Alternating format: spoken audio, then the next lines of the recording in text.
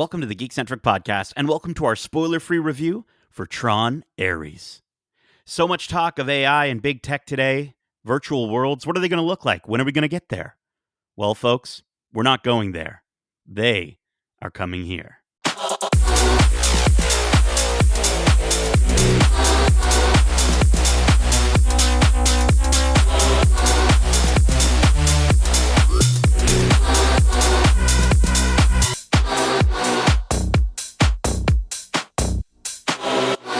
Welcome to the Geekcentric podcast. My name is Nate, and this is our spoiler-free review for TRON Ares. A grid-sized thanks to our friends at Disney Studios Canada for inviting us to watch this movie early for review. If you're joining us for the first time, we are Geekcentric, a podcast celebrating the world of movies, TV shows, games, and all things Geekcentric. Today, I'm joined here on the grid, by one of my favorite programs. He's the decoded digital dude who's just a really cool guy, man. He's just a cool guy, man. He's Darcy, the identity disc dueling hyperlink hacking Hudson. Hello. I am a cool guy, man. I gotta say, man, you know, we're here. We're talking about bio-digital jazz, man. We're gonna wax poetic about TRON. Darcy, today we are talking about a sequel.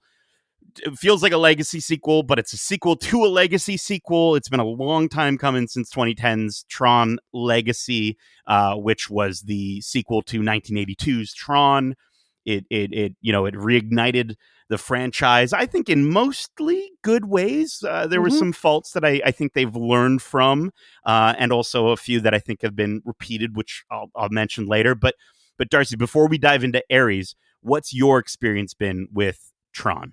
Well, I didn't grow up with it. It wasn't one of the movies that my uncle or my older brother showed me when I was younger. It was one I found when I was probably about between 13 and 17 years old. I think it was the first time I watched it. And since then, it's been one of those movies I always go back to. Something about that first TRON just hits me in the right way. You know, I just love what it did for sci-fi and the idea of, computer graphics. And it's just a really cool story about AI and, man against machine and the way it mirrors the real world and the digital world, how the reflections of each other. I don't know, something about that first movie really clicks for me. And then, of course, you got Legacy a few years after I'd seen the first one. And again, the soundtrack was great. It looked incredible. So it was a fun return to the grid for sure. And this one, I again, was just as hyped for it too, because going back to that grid is always fun. And with Nine Inch Nails doing the music this time around, I was even more intrigued for the soundtrack. So yeah, I love TRON.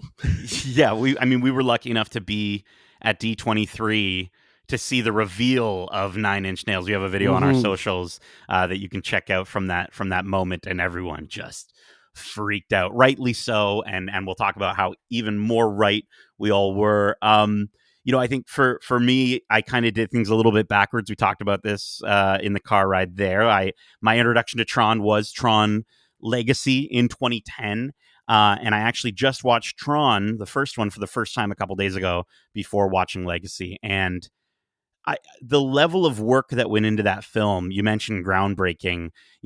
I looked into it a little bit further because looking at it, you can just tell that there was something different about it. There was something so special about the look of that film, and learning that they were barred apparently from the Oscars that year for visual effects because the technology was considered unfair, or it was an unfair advantage for them, is wild. The amount of work that went in, multiple layers of them, hand drawing animation or rotoscoping that was used, is so cool, despite, of course, that it is obviously dated, but it's the first time they ever did this stuff, so it's going to look a little dated. And I think I respect that movie wholeheartedly, maybe a little more than I personally enjoyed it, watching it in the wrong order. but I definitely appreciate what they were able to accomplish.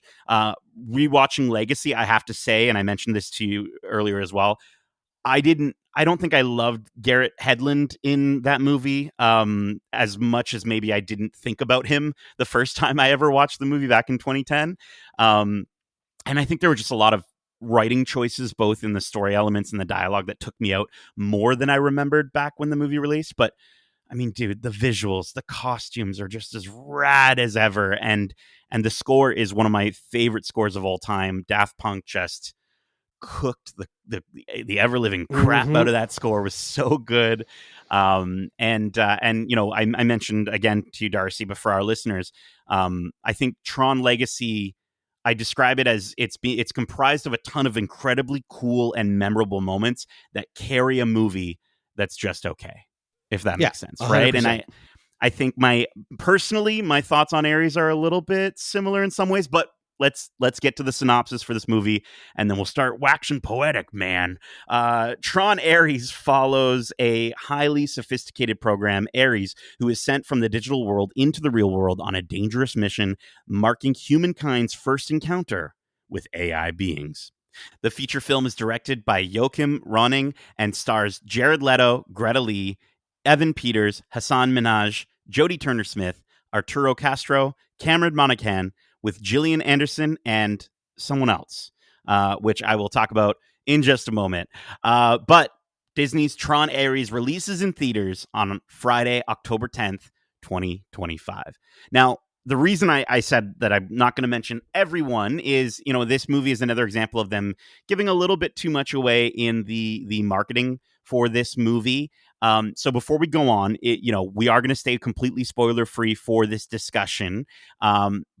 But during the discussion, we're going to talk about anything that is in the trailers, essentially. So if it's in the trailers, we're gonna talk about it. But if you don't want to watch the trailers and you just want to go in based off our recommendations, Darcy, in a couple sentences, what do you think of the movie?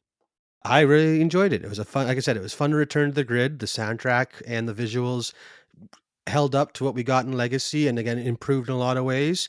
And to me, I found the story was a bit more engaging than Legacy. The characters felt a bit more fleshed out than some of the flatter stuff we got from that 2010 film. Also, it was a great way to pay homage to that first one. I feel like it almost did a better job than Legacy did in being a Legacy sequel. So yeah.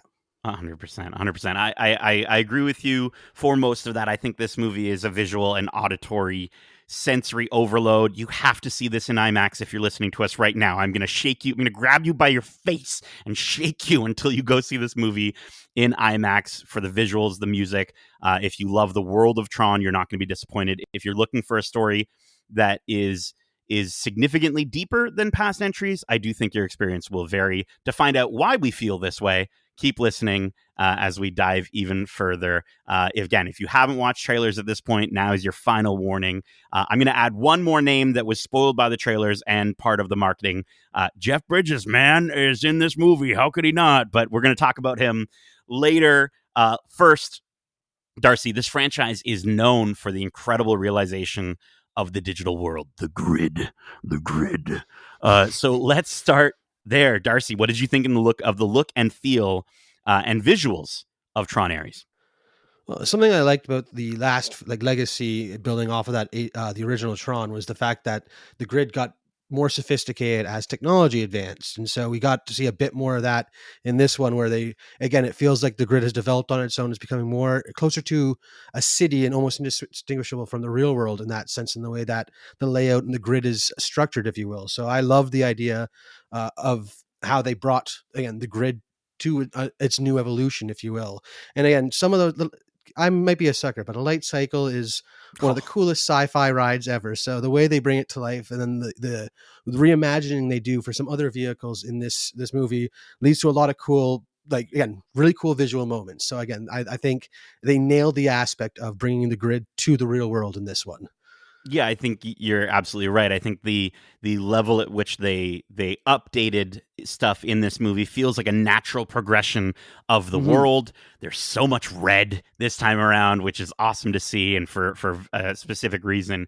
And it's bold, and it's so clean, and right away this movie, I can't describe it any other way than it slaps. Like, it slaps your senses so hard, and you're just like, I was, I almost feel like when the music kicks in and the very first instance of bright, bold colors are up on the screen, my body was doing that thing where it was moving before my brain realized I was dancing in my theater seat. It really does get you immersed. There isn't a single element from the grid in this movie that isn't just the coolest thing you've ever seen. And again, if you like Tron Legacy, you're going to enjoy this. You mentioned light cycles, Darcy, we're getting a little more of kind of everything you love about the grid in this movie, while still also getting a little bit less of the grid. And that works oddly enough. If you had told me you're going to get a Tron movie with less grid, I probably would be like, "You're crazy, man." But you're crazy, man. But every time I say "man" now, it's just Jeff Bridges. But I think they go a little bit further. We're getting identity disc battles with small armies. We're getting fight choreography that we're like, imagine if all the characters are on the level of Tron from Legacy. Like all of them are insanely badass, doing crazy, cool flips. And like you said, not just light cycles, but light vehicles that you and I turned to each other at one point in this movie during a very specific, all I'm going to say is like chase scene. That's all I'm going to say. I won't even give anything else away about it. And we were just ear to ear grinning with that like hell yeah energy. And that happens multiple times throughout this film, but a big part of that is because of those incredible vehicles in this movie. Yeah, I mean, again, just the evolution that we got to see. We saw a bit of it in Legacy where they didn't really explain it. And again, they don't explain much in this one either, but the way that they all feel part of the grid at this stage, just it's so seamless and just, again, so vibrant. It just, everything, the light just pops so much more when it's red for some reason. I don't know why. It does. It kind of, especially because I think it's like red with black, right? And it's it's really contrasting, really harsh. Yeah. Yes, and that works for a very big story detail with the movie that we won't necessarily get into. But anytime this movie, okay, when you're sitting in your theater seat, if the screen starts to get bigger, just know that you're in for one of the coolest fucking things you've ever seen in your life. Like it is so cool. My eyes were watering. There is a very specific moment, and without spoiling it, all I'm going to say is kaiju inspired moment that just was like my eyes were glued to every inch of the screen. I could not be more happy with how this movie looks. And we talked about on the way there, one of the big things we talked about was with the Jeff Bridges of it all. How are we going to see him? What is he going to look like? What are they going to do? Are they going to repeat the awful, granted, first time they ever did it, but awful de-aging? And I will say there's 15 seconds of de-aging in this movie, and it works so much better. It's one of the things that they actually was like, we fixed it. We made it better. And it's not a lot in the movie. It's literally 15 seconds, but I don't know, that worked for me. Yeah, for sure. Again, it's the way they presented it this time, as opposed to before, where we had to see multiple instances of a young Jeff Bridges in major scenes having dialogue. This one was, again, just a little bit of a flashback through again, the way they present it was kind of what helps seal the deal and make you feel like it was an authentic piece. So, yeah, I do enjoy how they shied away from that this time around. They're like, we'll give you a bit of it, and then we're gonna just forget that ever happened, basically. And then there's one more thing visually. We can't even really talk about it. But no, but all we can say, we were so happy.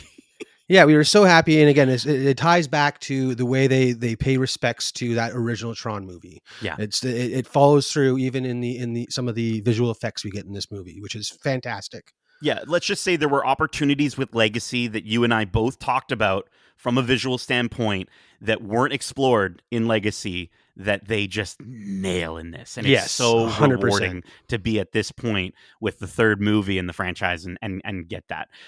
So again, hard to tell what we're talking about, but one thing we can definitely talk about is, obviously a massive part of the Tron franchise is how it looks. But then also when we're talking about look and feel, we got to talk about the feel of the sound in this movie. Darcy. Weirdest way to set that up, but I mean, am I wrong? Yeah, I get IMAX? Why you were saying it. In IMAX, it was feeling it. You feel it in your chest. Nine Inch Nails, they are known for their heavy bass forward, just incredibly experimental, industrial sounding music, and they do not fail to disappoint with this soundtrack that fits the world of Ares or Tron Ares so well. And it really, again, makes some of these moments that are already cool because of the visuals just hit so much harder because the way that you're being vibrated by the deep bass of the incredible soundtrack. So yeah, I think it was, well, It may not top the Daft Punk one because that one is special for its a whole slew of reasons. This one is a fantastic addition to the world of Tron, and I can't wait to ride Tron Light Cycle with one of these tracks in the background at some point. Oh my gosh. I heard that they're doing it for like a month for release of this movie, They'd but bring it like back. They'd bring it back. keep doing it. Disney's not dumb. Bring it back. Bring it back. I think you're absolutely right. And I love how Nine Inch Nails manages, Trent Reznor and Atticus Ross manage to bring in, under the Nine Inch Nails banner, sounds and music that is so intrinsically tied with this universe that there were moments where there were just sounds. Kudos, shout out to the amazing sound design in this movie, where it could have been part of the music, or it could have been a sound of one of these, when a recognizer is flying by, or a light cycle is, like flying by, and you feel that there's the bass in this movie is so good. It just rips through you. And Nine Inch Nails had a tall task. Like, I think, again, and this is legacy bias to your point, like I don't think it necessarily hits the exact highs that Daft Punk went for. But what they do that's so special in this movie that does help them to stand out and this movie to stand out is that they do pay wonderful homage. In a sense, they're giving you all three scores at times in one, right? Where there's moments where I'm like, I'm hearing something that's exclusively Tron Ares, but then there were definitely Daft Punk stuff, sort of vibes in some of this score. And then there are certain parts of this movie where we do get to hear that electrical parade vibe, that of the Tomorrowland original vibe. Oh yeah, I loved. Again, it was a beautiful marriage of, like you say, all three soundtracks. Yeah. They did a fantastic job. It was so good. And I listened to the soundtrack. We listened to the soundtrack on the way home. I listened to it again while I was taking notes for this. And yeah, I do think it's really special. Yeah, and I think, again, another really cool thing about it is, much like that Legacy soundtrack, when you listen to it outside of the movie, it just felt like Daft Punk. And this one, just listening to it outside of the movie on the drive back, it just sounds like a Nine Inch Nails album. And the fact that they managed to sound so much like themselves while fitting the world so well just goes to show how they were a great fit for this movie. Yeah, they're legends. They're incredibly talented. For sure. Obviously, everyone knows that, but it's just what they, again, it was a tall order. And I do believe that they pulled it off in a way that I wasn't expecting, and not necessarily the way that I would have necessarily exactly wanted them to, but I'm happy with what we got so much. So let's talk about the characters and performances in this movie. I want to start with Greta Lee, and she's coming in as Eve Kim in this movie. She is kind of the vessel for the audience in this film. What did you think of Greta Lee in Tron Ares? I think she did a great job with what she was given. Again, a lot of the characters, I think some of the issues we have probably comes down to writing and doing the best of what they got. But she felt more fleshed out than, like I was saying, some of the characters from Legacy. Like, again, specifically Sam, where Sam felt very much very blank vessel, blank slate for the audience to put themselves in his shoes. This one, she feels like she has her own motivations, that you can understand more why she's doing what she's doing and why she's reacting in these situations the way she does. So I did think she did a great job with what she was given. Again, not the most memorable Tron character. It's hard to compete with Jeff Bridges, though.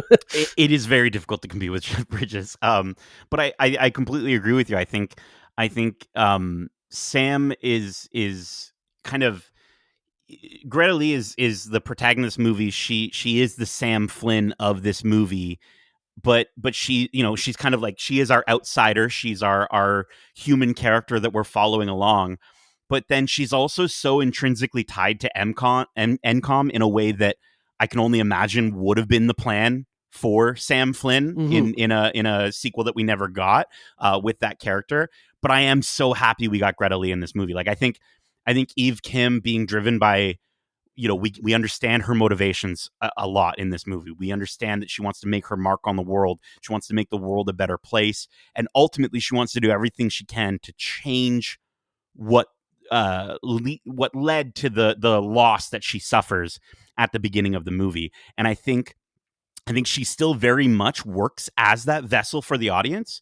But we were talking about Garrett Hedlund. I always get his name wrong. Garrett Hedlund and his performance, and how it felt too much like he had to be, Kevin Flynn Jr., right? Like son of Flynn, like acting like Jeff Bridges, but also be a vessel at the same time. And I don't know whether that was part of his decisions or directing decisions or what it was, but so much of it I felt made for a very just sort of messy performance in Tron Legacy.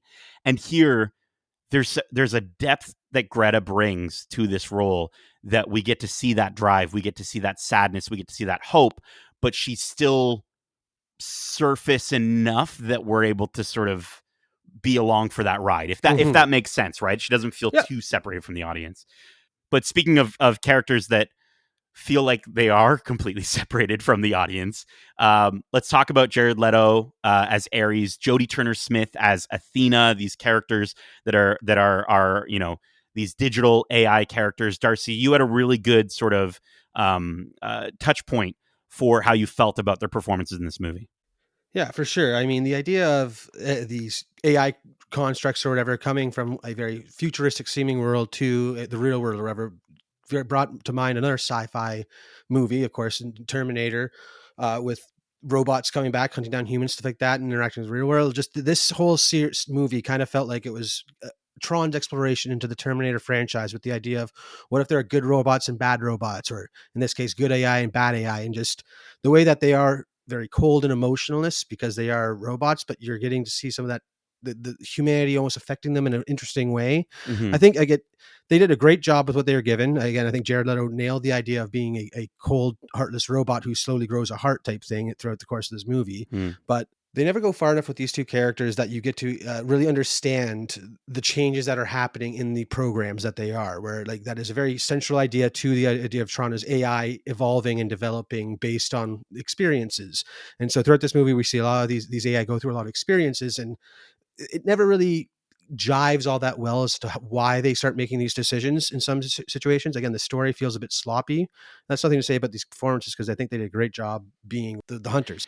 No, and I get that, and I think Jared Leto.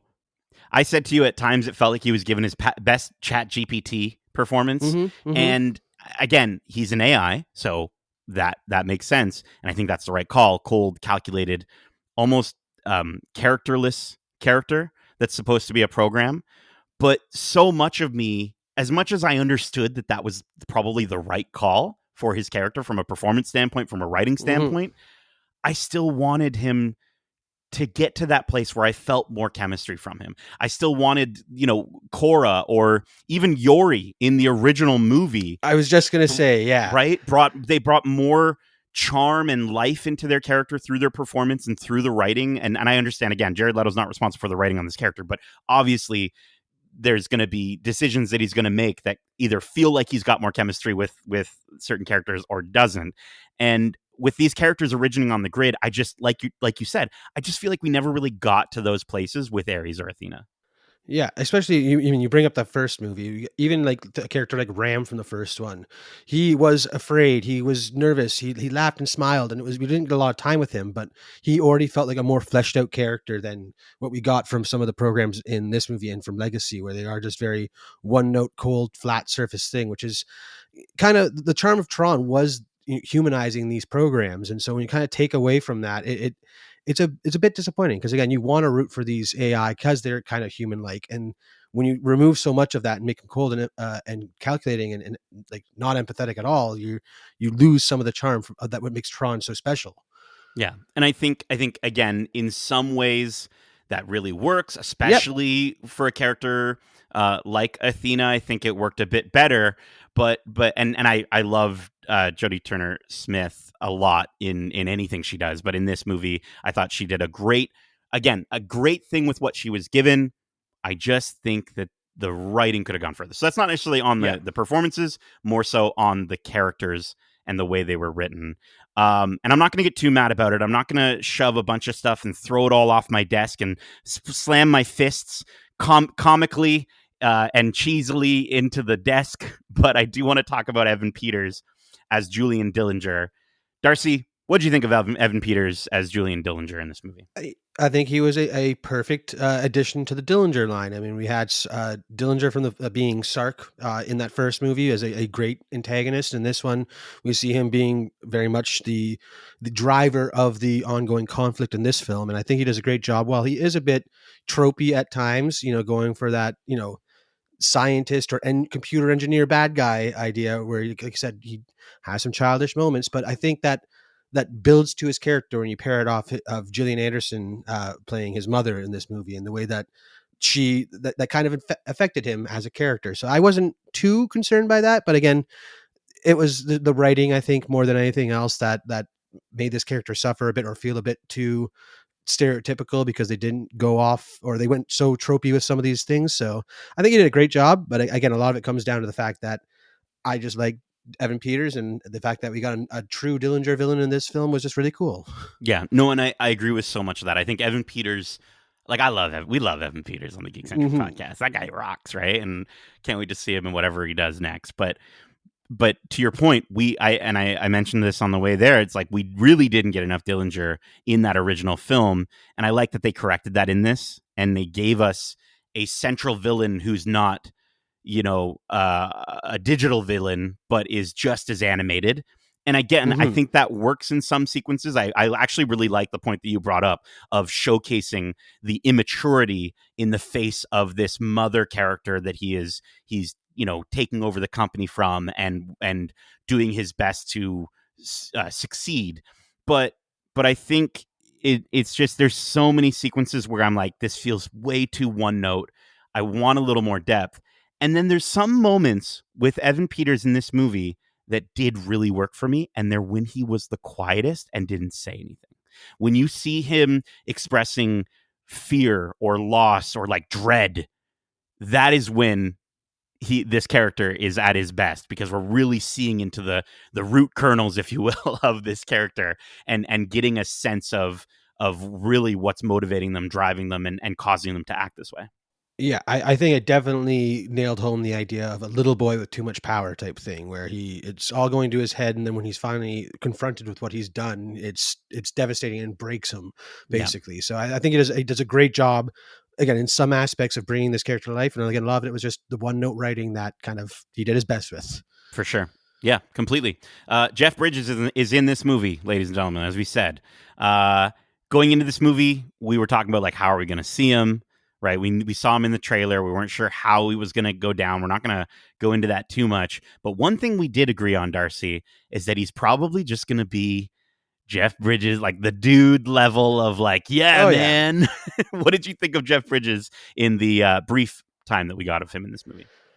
Uh, I enjoy the way they use him for this film, because again, after the sacrifice from Legacy, it was up in the air how he was coming back, and the way they brought him back makes sense in the scheme of this film, and the way that the service he provides to the characters throughout this film, or in the one instance we see him in this film, I guess, makes sense. And again, it's one of the times where the writing does work for me, and I wish we could have spent a bit more time exploring Mm-hmm. where they, again, it goes by pretty quickly, and while it works, I wanted a bit more of it, because maybe some of the other stuff we got didn't work as well. But again, I love the way they handled his character, and kind of set up what he means to programs as a whole throughout in this movie, which I think was really cool. Yeah, you mentioned wanting to spend more time in those moments, in those sequences, with him and another character, and I just think that would have done wonders to fix some of the problems that we're having in terms of the development in this movie. And I also think it just was one of our favorite parts of the movie. And it's interesting because we talked about on the way back, I was like, maybe they were worried about repeating the dragging on of the apartment sequence in Legacy, and maybe that's why they were afraid to kind of spend too much time there.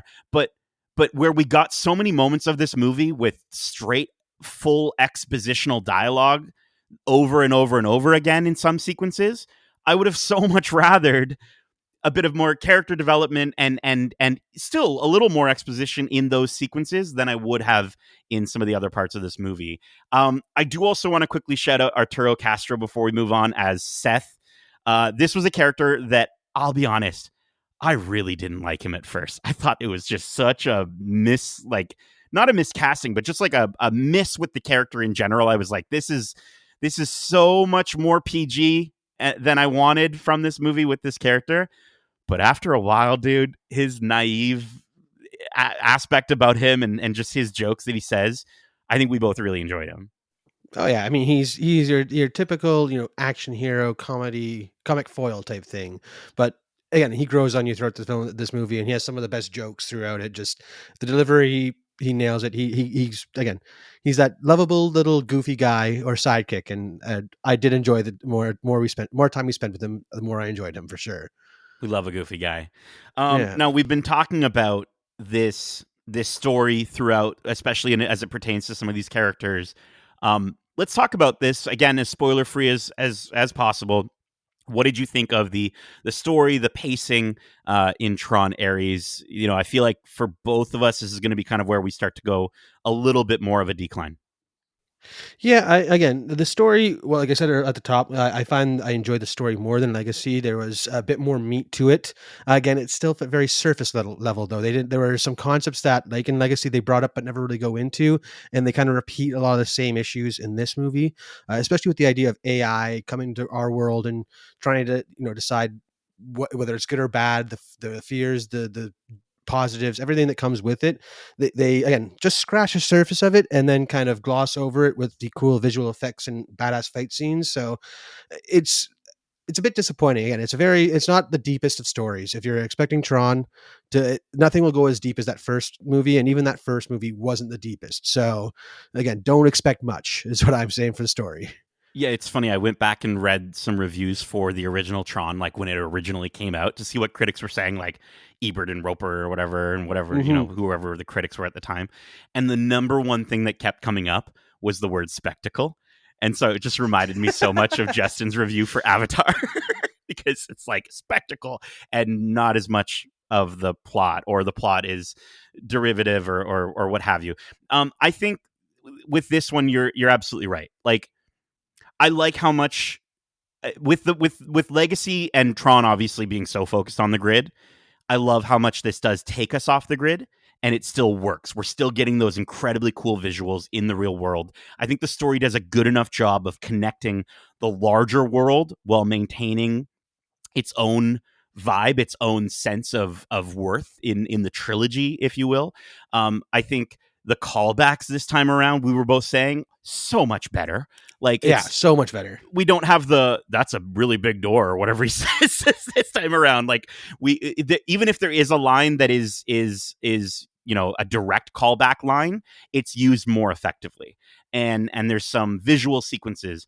I think this movie, to your point, the biggest thing it suffers from is that it does tee up some incredibly cool ideas. A really timely exploration of AI is something we could have gotten if this movie just would go a little bit further. The idea, like you said, the ideas of diversion and division between programs who kind of have the same goals but experience the world differently is so cool. And I just thought that there's just so much more they could have done in that, and they just sort of tiptoe around it, and then Hmm. you get some awesome, incredible visuals, some incredible sounds that make you giggle and laugh all the way through until you sit there and go, yeah, but there wasn't much, unfortunately, from the story side of things.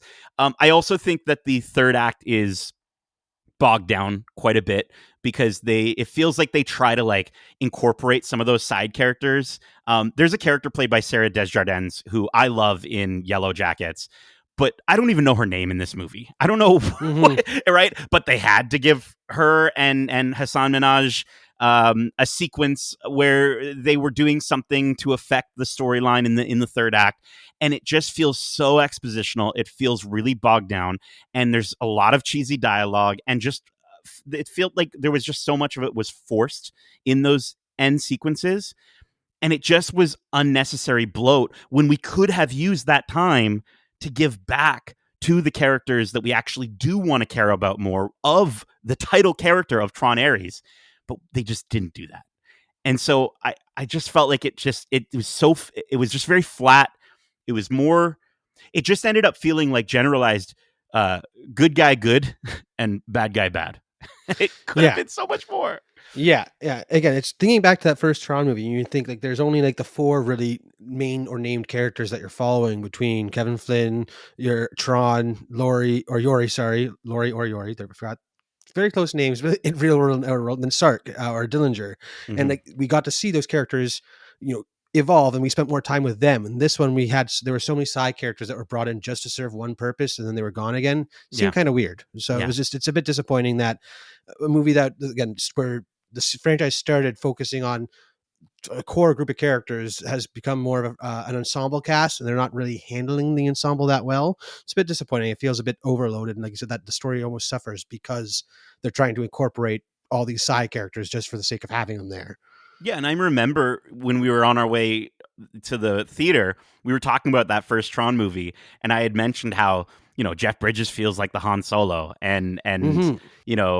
Laura feels like the Leia, and Alan feels like the Luke. Like it that especially when they're sitting on the couch together in that one scene, it's like they're like going on an adventure. Now, granted, that movie still does split them up way too much after that, but at least for those sequences and for the sequences with the digital versions of those characters later on, it really did work as a group, a core group. And I think Mm-hmm. that was another missing part of this movie.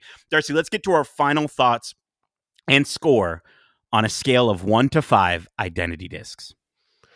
Yeah, I mean, again, I'm a huge fan of Tron. That's it's one of those sci-fi things that just clicks with the nerdy part of my brain. And as soon as I watched that first one, I was in love with the idea of this digital grid.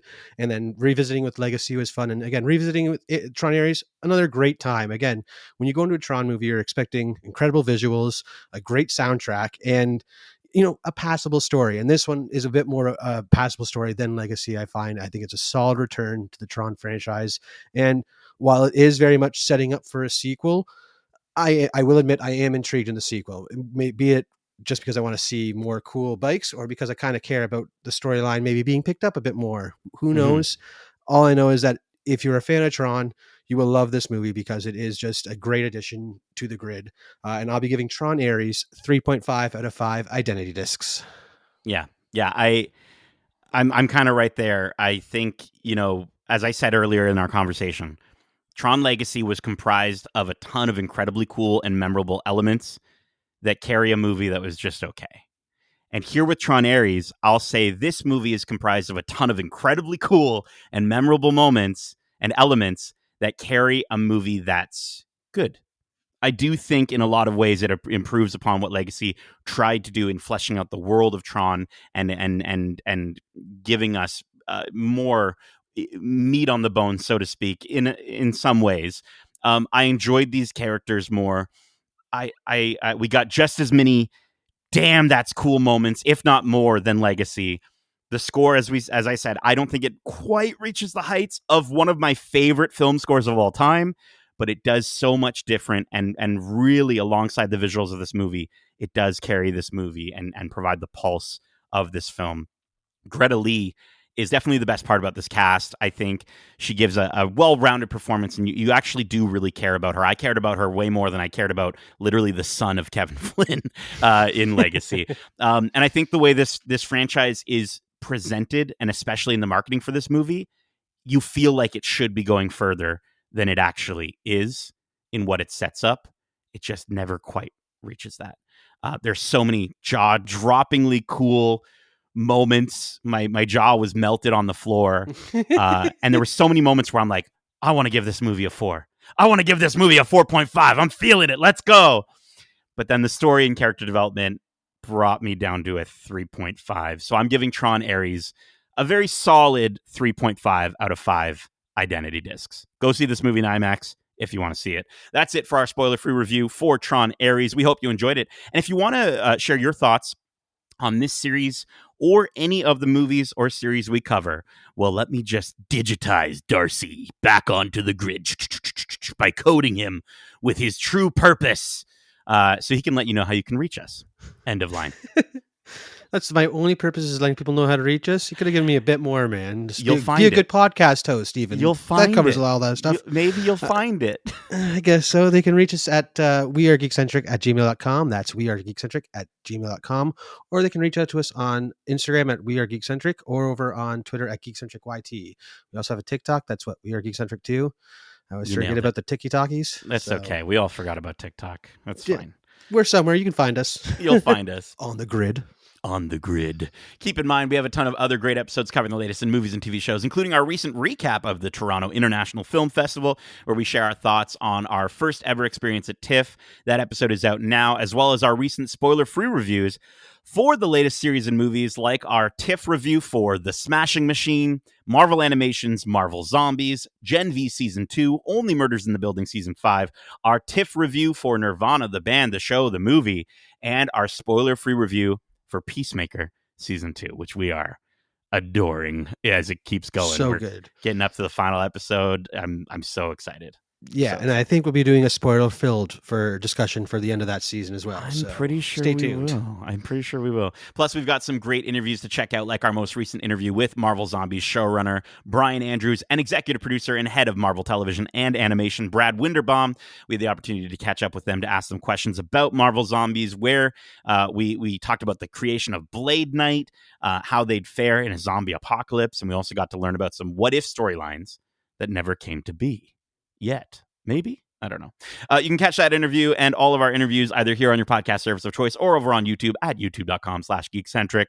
Darcy, all because of you, the weather changed and we are officially in the cozy geek fall. Thank you, Darcy. I've got my geeky warm sweater. We love a good hoodie. How many hoodies you got, Darcy? You got like 10? Yeah, it's probably something like that. Canadian. We usually have a good selection of hoodies in our closets.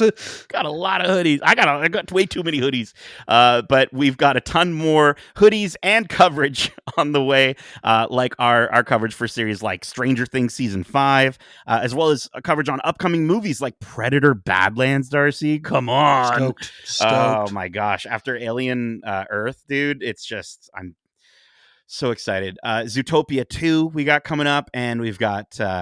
we mentioned them earlier, the blue people, Avatar, Fire and Water, Sivako, plus more reviews from a bunch of movies we saw at TIFF 50. So stay tuned. Be sure to subscribe so you can join us for all that geek-centric goodness. Darcy, thank you so much for joining me for this bio-digital jazz session, man. And the spoiler-free review. And as we say, love ya. Laters.